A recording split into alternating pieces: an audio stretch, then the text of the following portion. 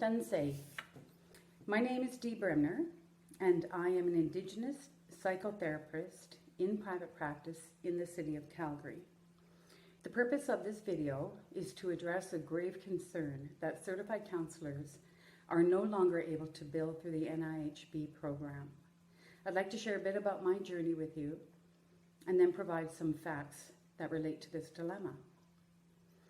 When I began my undergrad degree, my intention was to pursue becoming a psychologist. And so I went down the route of achieving that goal. So through my undergrad and through my master's, I set myself up with the requirements. However, when I completed my master's degree, I had a change of heart. I submitted all of my paperwork to the Alberta College of Psychologists and was approved to carry on. However, I came to realize that I would still be doing the same type of work, whether I had the title of psychologist or not. And I could not justify spending an additional $10,000 just simply for that title. Little did I know that I would end up having to turn away Indigenous peoples.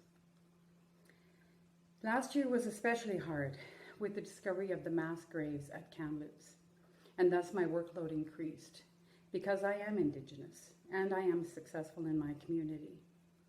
Sadly, I had to turn people away as I was not able to bill through the NIHB program. I do pro bono work, however, what I put aside for pro bono sessions is always exhausted earlier in the year. So in February of this past year, I submitted all of my paperwork to the NIHB program. And sadly, even though I implored that they make an exception for me, my request was denied. So an interesting fact that in the city of Calgary, there are over 1,200 psychologists or therapists who are in private practice.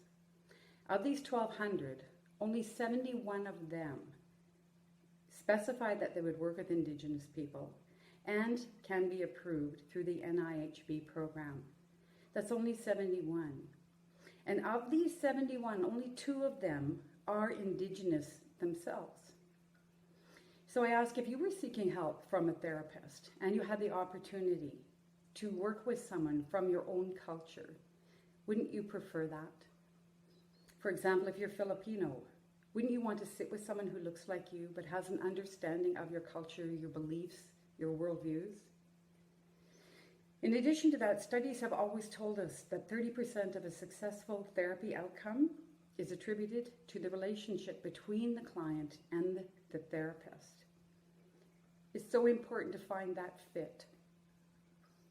An additional fact is that Canadian certified counselors follow a code of ethics and a standard of practice, the same as psychologists or MSWs. However, the CCPA has taken this a step further and has created an additional code of ethics that is specific to Indigenous peoples. For me, this shows that they are invested and they are committed to our peoples, and they have gone over and above what other colleges are doing.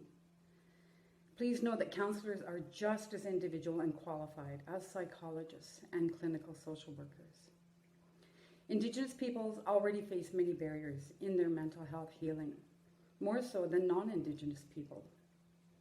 Access to qualified and successful mental health practitioners is something that the federal government and the NIHB can change.